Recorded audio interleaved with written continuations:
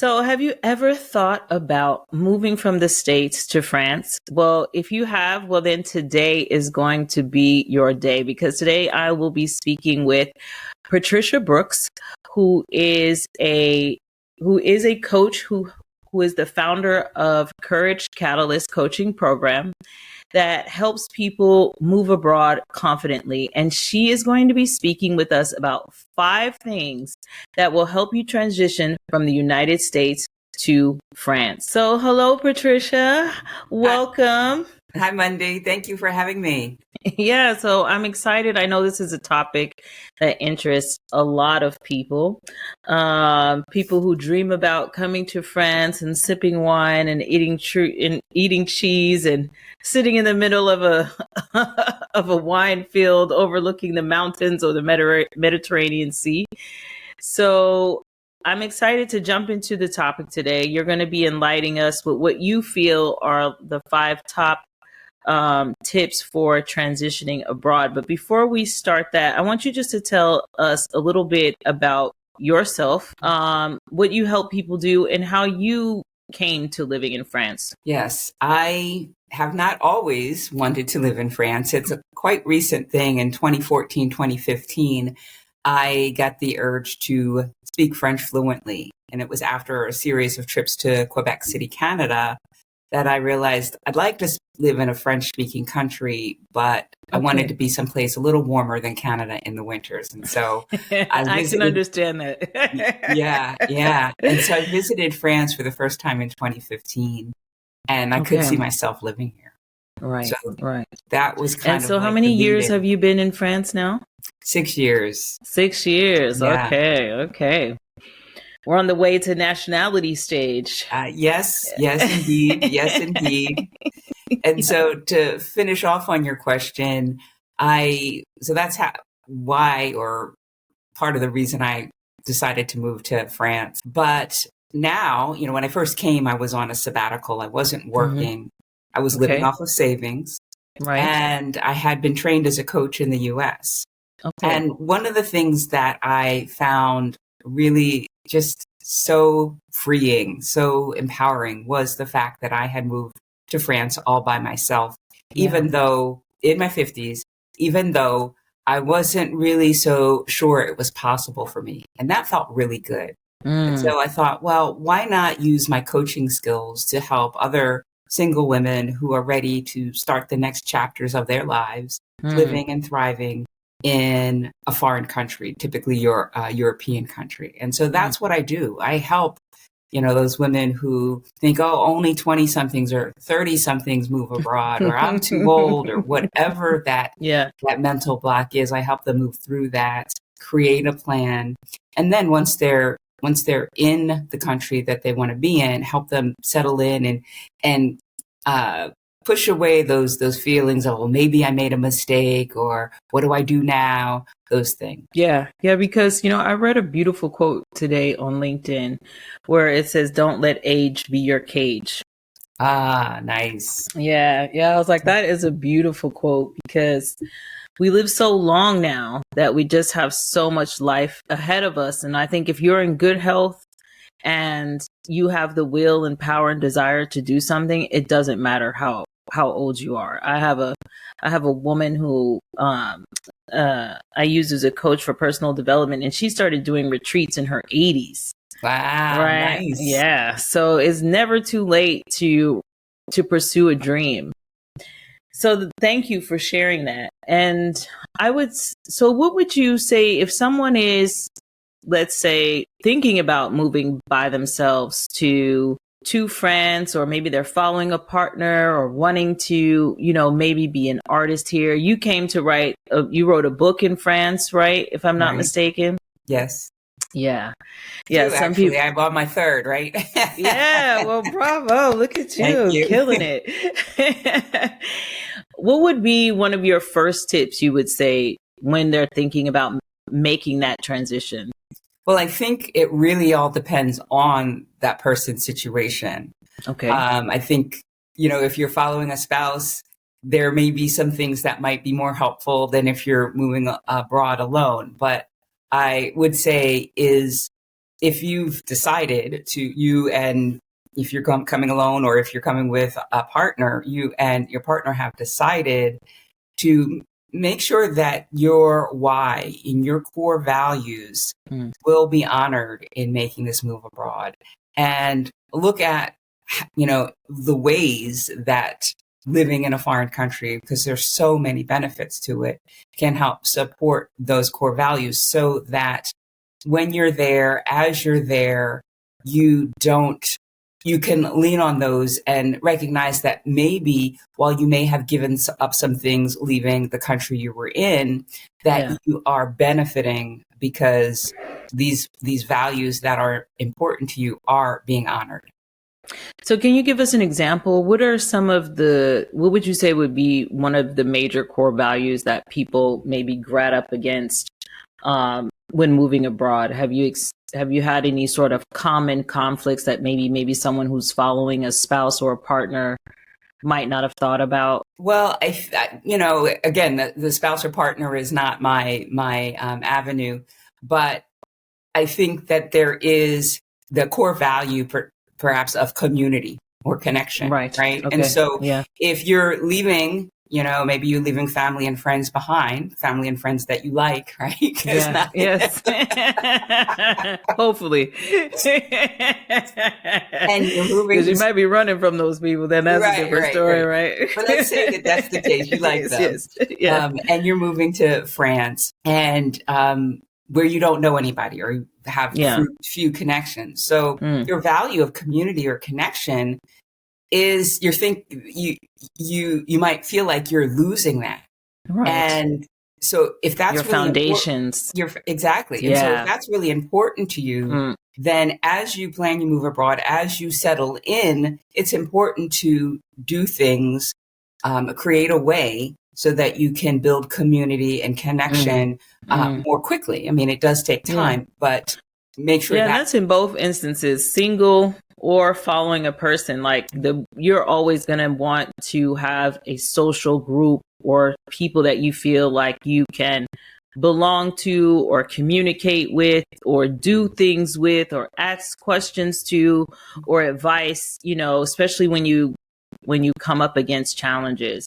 And I definitely agree with the why. I think that's something we both have in our programs. Like, you need to know very deeply why you want this change. It can't be sort of a superficial, from the pictures you saw on Instagram. It has to be something a lot deeper than that, because this is not just a vacation anymore. This is about lifestyle and understanding how French people live. And if that aligns with who you are as a person as a whole, is going to be a really deep question that you should do some research to answer before you hop on that plane with your bags and try to make it a permanent place to stay. Yeah. And so what would you say is the downfalls when you don't answer that why? I think that you can, well, first off, if you're not answering that why and you have a major move already, that can cause you to slow down your progress or stop it altogether. Because if you don't have a strong purpose, a strong reason that's compelling you to do the hard work of getting rid of all of your things and potentially learning a new language and just uprooting and starting anew, because that's what it is. When I moved, I wasn't thinking of it in that sense. I just thought, I'm just going to move to France. But I didn't think about, it's been 30 or 40 years 30 years since I had to open a bank account, 30 years since I had to get electricity, those things, 30 years since I had to, deal with a driver's license. Yeah. And so it's starting over. And if you don't have that strong reason, that strong why, it can slow your progress. It can stop your progress. And then once you get here, if you don't have that strong why, you can find yourself doubting, was this the right move? Yeah. Yeah. No, I mean, seeing that you're saying that, and people are probably like, what's the big deal about a driver's license, or what's the big deal about electricity? Look, in France, all these things are a big deal. Especially, you don't think it's a big deal because you're thinking about how you do it in your country. And that's the thing, is that everything is going to be different. Nothing is going to be how it is in the States. Like in the States, this is so easy, right? You hear people say like in the States, this happens so fast. I normally wouldn't have to wait a month to get internet. Well, in France, depending on what month you get here, some things take more time than others. So it's really understanding that. I think for me, one of the biggest things I see is that you have to really not compare. When you're coming to France, you kind of have to leave all your ideas of what and how something should be and how it should function, and really embrace with how things are. Don't waste your time being frustrated because you want the system to be different. The whole French system is not going to change because you decided to move to France, right? So Yes. it's really preparing yourself to embrace that, even down to the smallest things, like she was saying, changing, just, opening a bank account, which in France is very different from opening a bank account in the States. That process, all the processes are going to be fundamentally different and rooted in a social system, which is very different from a capitalist system that we come from. So things just run differently to protect the people in a different way. Not to mention Yeah. that you're dealing with the French language, that if haven't mastered that, that just makes everything take longer as well. If you need to write a letter or an email, I remember when I first got here and needing to write an email in French, and taking me an hour to sit down and write a few lines. Yeah. Now to read the lines they write back. Yes, right. You're like, did I understand this right? And when you're doing important things, you really want to understand, right? You're like, I hope I understood this. And then you start to feel all nervous because you want to make sure you understand things the right way. So being emotionally prepared for this roller coaster just to sort of do normal things is a real thing. Yeah. So I think that's an excellent point. All right. So what would be your second tip? The second thing to help transition from the US to France would be to study up or do your research on culture and history and current events. Yeah. Because as I said, I started this off saying, I haven't all of my life wanted to live in France, like so many people I talk to. And so they have a good handle on the culture, or maybe on, the politics or the news, or they're really in tune with that. And I was not. And so having, watching news in French, or, watching French TV shows or series, right? It helps you to really get a sense of the culture. And I think that you can live somewhere, and if the culture feels very foreign, it's not going to be such a welcoming experience. If you're kind of like, oh yeah, I kind of expected some of these things. Of course, there'll be things that you can never anticipate, right? But if you can prepare yourself, as to acclimate more easily, I think that helps as well. Yeah, I think, and that's no small thing, understanding culture, because I think that's like when you see those videos of people crying about how rude French people are, And because when you see France, they're just showing you the Eiffel Tower and baguettes and, and all of these type of things and people kissing everywhere. Which all of that part is true, but also the French culture is, its values lie in different places. And like the American customer service or the American way of serving people is not the same way that French people serve people or see service, right? So being confronted with that, especially if you're a sensitive person, can sometimes take you aback. Like sometimes you don't know if it's racism, sexism, or it's no isms, and this person just has it's just not polite, Right. And if you understand that, getting to know French people takes time and that it's going to be a process. I think people sometimes underestimate. They think they're just going to jump right in. And like any relationship, it takes time to get to know it. The person, if you two go together, right? If living together actually works, because sometimes once you move someone in, is not what you thought it was going to be. So you have to give yourself, before judging and sort of taking the initial experience to overshadow the whole experience, that it's going to be a process. And you're moving into someone else's house, not them into yours. Right. So that's a good analogy. Yeah, you have to give yourself the time to acclimate to that person's space. Yes. And going back to the first one and knowing your why you're doing this will help you to say, okay, this is hard. This is harder than I thought. But I'm going to be able to, build a community in a place where I feel most alive, or whatever that is. Yeah. Yeah. And I think one of the good things about the establishing community, where you can start, is with whoever you are. Like for me, I don't know how you started your community, but for me, like I joined most of the Anglophone organizations that I could possibly find when I first started, because I didn't know the language at all when I came. Like I didn't take French before I came. I didn't know nothing. And those organizations, even though I would warn against sticking only in the expat community, like you have to try to integrate into the culture, but it is a good starting space with people who can really relate to your experience and give you guidance. Or you can do it through a passion. Like some people come from film, some people come from music, that you may be able to find your community through whatever you're passionate about. What did you do to find community? What was your initial connection? So mine was the complete opposite.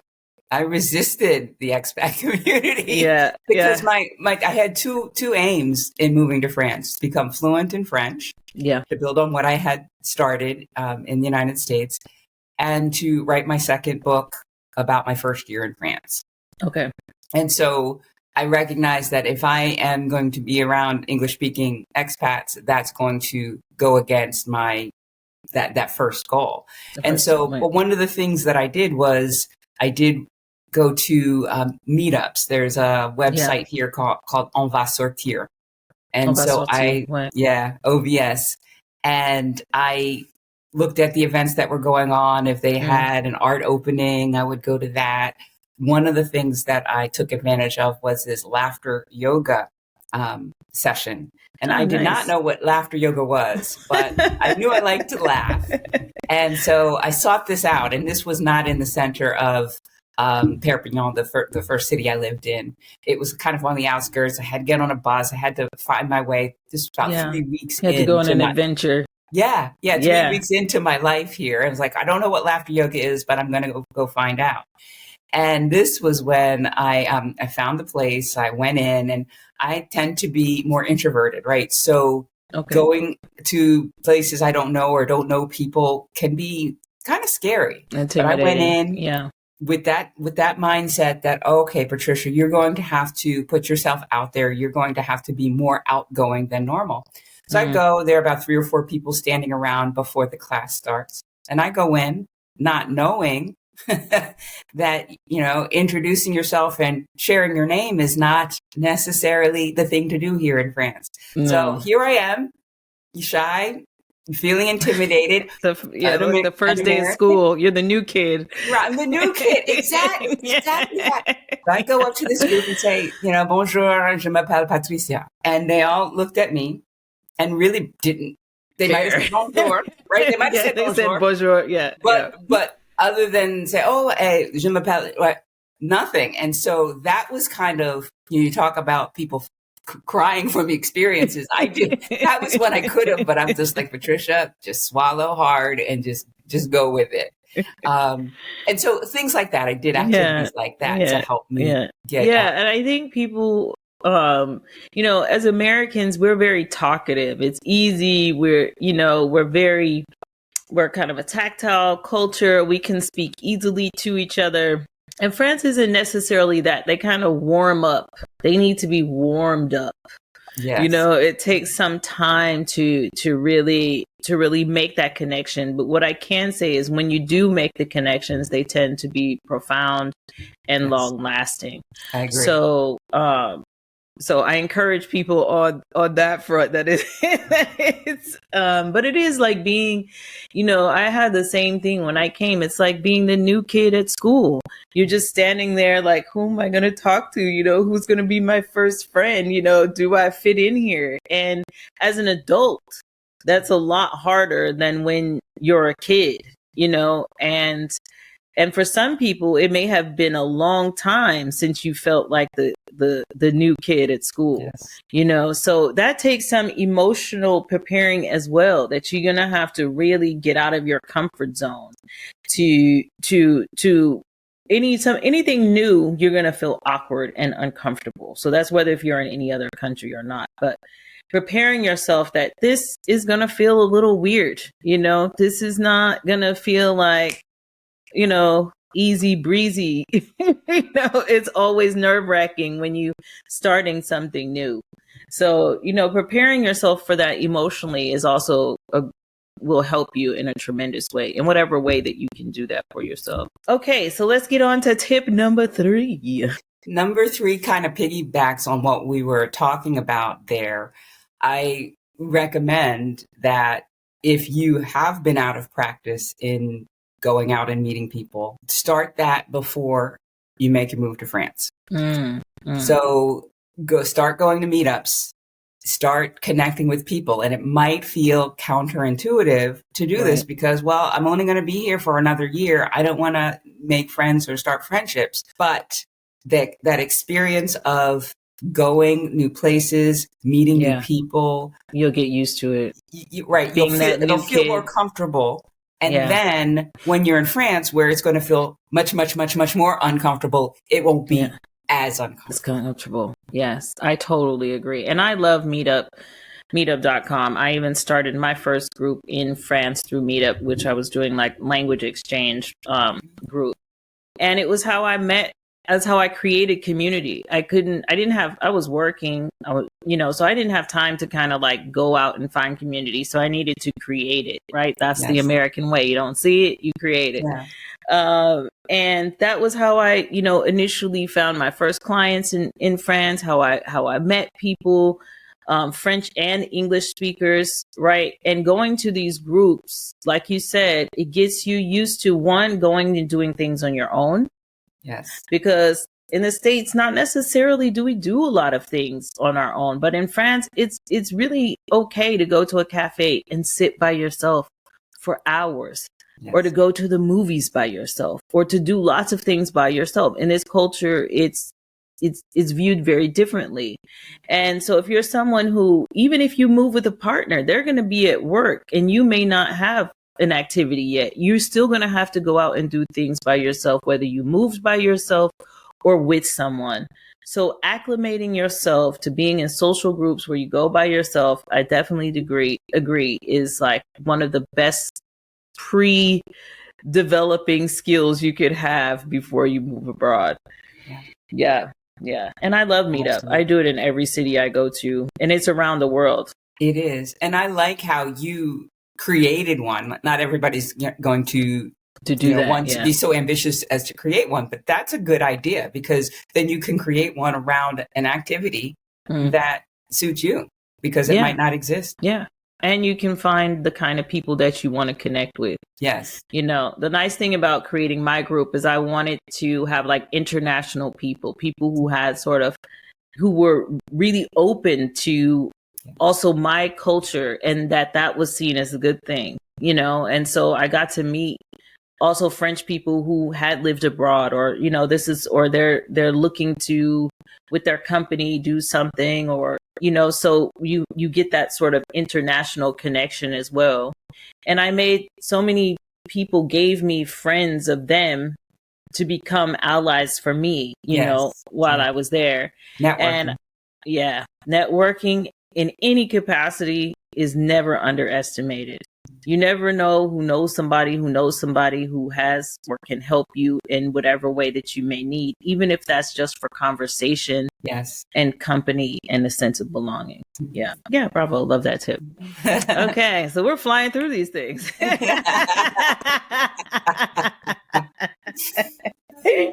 So let's go on to tip number 4. Tip number 4, I would say, and I'm just thinking about my experience and what would have eased my transition. Okay. And that was, I spent so much time preparing to be in France, cleaning out my house and, learning the language and, saying goodbyes to my friends, flying here, flying there to do that. Right. And then once I got to France, it was great for 2 weeks because, as I said, I wasn't working. I was just visiting my new city. But in that 3rd week, it all hit me like a ton of bricks that, I have quit my job. I moved to some place I don't know anybody. Yeah. And I've got all this time to think about, was this a mistake? And the thing that I had failed, yes, right? Yeah. And the thing that I had failed to do was to recognize that moving abroad is a big project. And once that's gone, there's going to be a void. Yeah. And so my tip is to have your next project once you land in France. Yeah. I so agree with that. And I try to, even though me and you have sort of like, I've pivoted a little bit out of the expat space, but I think even if you're moving in the States to a different state, like it's still a new, you don't want to, you want to feel on purpose. Yes. I think that's in anything. You want to feel on purpose. When you don't feel on purpose, you start to question yourself, your worth, what you're doing, where you're going, why this, why that. So already have in mind, like, even if your purpose is just to find an apartment, decorate it the way you want, and meet 2 new people. Let that be, you could break your goals down to months, quarterly, but have objectives to already be reaching to keep you focused on what it is you're trying to create and not what you left behind. Yes. Right? Because that fear, your mind is trying to protect you from, the mind tries to protect us, like from things that I think could be dangerous, and new things always seem dangerous in some way. So you need to give your mind something to focus on, so that it isn't just regurgitating the past, that I am achieving something and taking steps, and I have something to fulfill my days. And even when I'm in my alone time, I need to have a positive plan for that. Yeah. Like mindset. So what would you think would be are there any mindset tips you have for people, like when you are in that alone space, like you're saying, and you're doubting yourself? Were there any things that you used to help yourself shift that energy?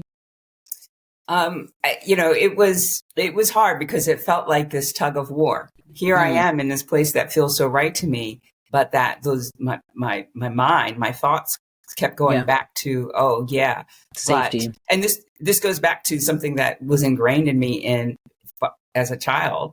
A bird in the hand is worth 2 in the bush. So I could hear my mom saying, you don't quit a job unless you have one at the ready. And here I've done that. I've moved to a foreign country. And so that was the thought that kept coming into my thoughts. Yeah. And I had to keep swatting that away. And so just really a tip that helped me was that I knew how I felt when I heard a bird in the hand's worth 2 in the bush, and it didn't feel good. Right. And I also knew how it felt when I wasn't thinking those things, and how hard I'd worked to get to France because I knew it was the right place for me. And so anytime I started to hear that thought or feel that heavy feeling of, was this a mistake? I would swat it away with saying, no, Patricia, this is where you're supposed to be. You feel good here. You will find a way to make this long term, right? Yeah. Just kind of swapping out that negative thought. And it was not one and done. It was swat, right? You're like, I'm gonna have to get, those little, you're like, I'm gonna need to get something in here to like keep this, so the mosquitoes keep flying into it. Yes. A zapper. You're gonna have to zap your mind. But after a while, right, those negative thoughts start to lessen, and you're more thinking, you're supposed to be here, and you shift and your energy shifts, and then you're in a better place to just go with it. Yeah. And I also think that, like you said, like if your mind needs social proof that you're capable of doing it, the fact that you actually made it to France in the first place, you have to keep using that. Like, I was strong enough to pack it all up and to come. I've thought about it. I know my why. I've given, myself something to focus on, an objective once I get there. I've, learned the culture.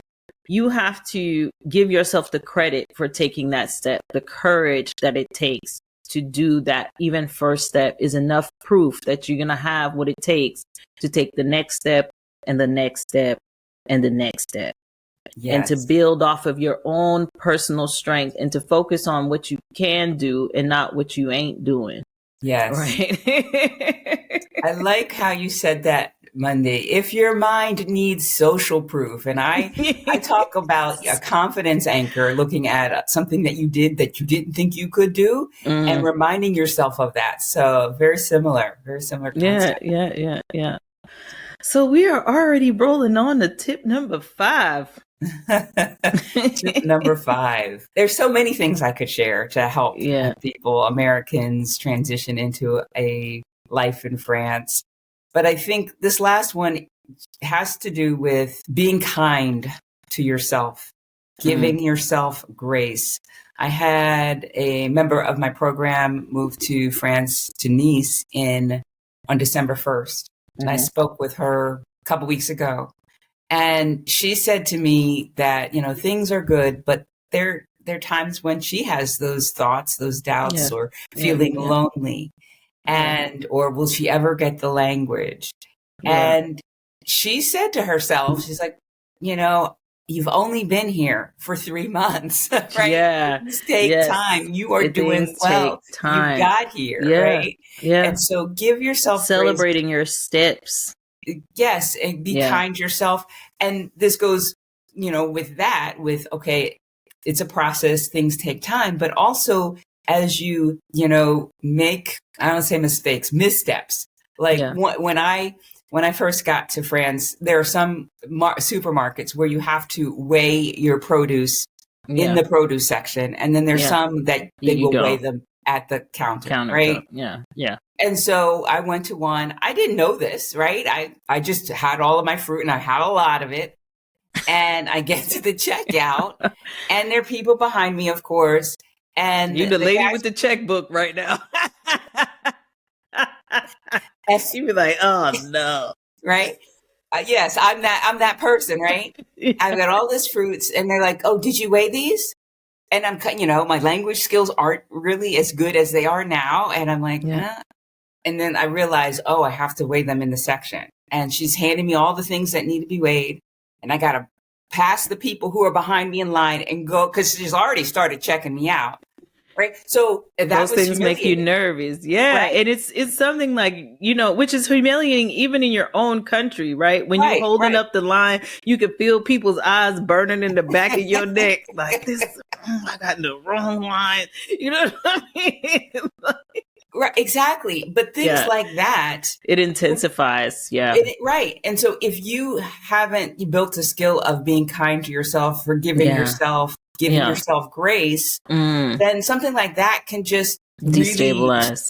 It could be something that just anchors in you and kind of paralyzes you so that you can enjoy your life here in France. Yeah. And in France, also, people have to know, like, you may think you're saying a word in French, and then French people will be looking at you like, what are you saying? Yes.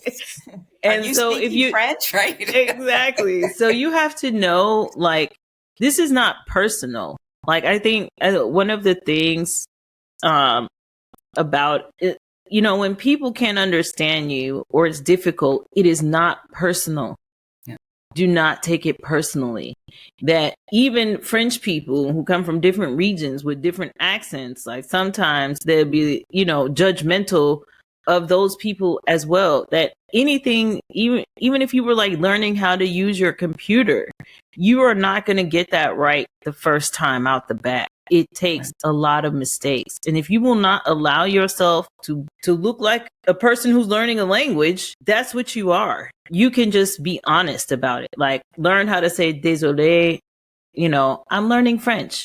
J'ai juste commencé de parler français. Say whatever you need to say to soothe yourself, to put understanding in that situation. And that whether they understand or not, you understand that you're in a learning process. And you are not going to say every sentence right. You're not going to pronounce every word right. You're not going to get all the cultural norms right. And if you beat yourself up every time you make a mistake, you're just going to be a battered woman, or a battered person. You just should not do that to yourself. It's almost self-abuse, so really stay away from abusing yourself and forwarding yourself. It's like being a baby. You wouldn't beat up a baby because it doesn't know how to walk when it comes out of the womb.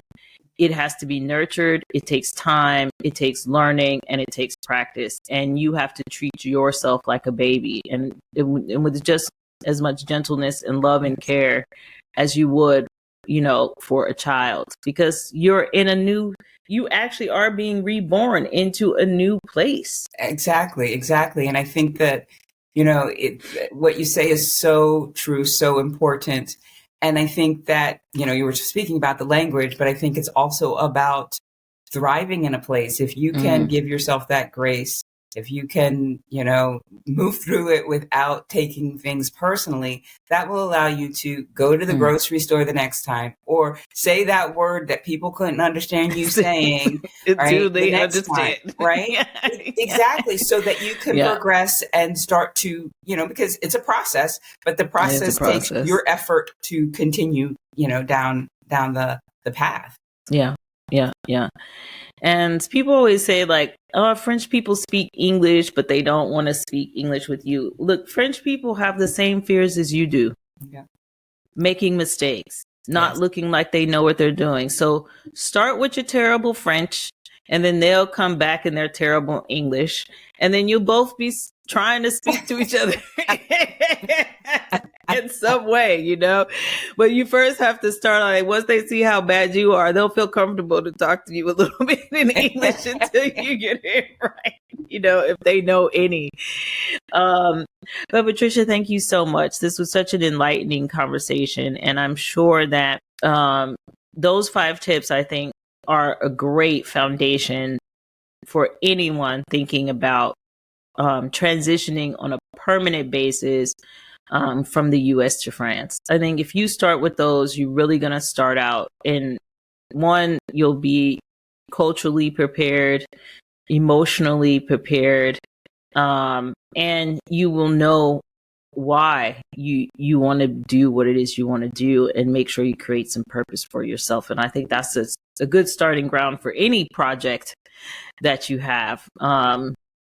And I want you just to tell people a bit about your program and how they can find you and what you got going on at the moment. And also, I know you said you have 2 books. So let us know about those as well. All right. Yes. So my program is called the Carefree Expat Incubator Program. And as I said, it's for single women who are ready to start the next chapters of their lives, but who struggle with making progress and making that move happen because they fear, or they doubt, or they just feel like they don't want to do it alone and want to be a part of a community of like-minded women.